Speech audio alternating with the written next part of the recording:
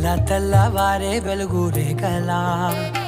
పచ్చ పచ్చ పచ్చి మట్టి బొమ్మలా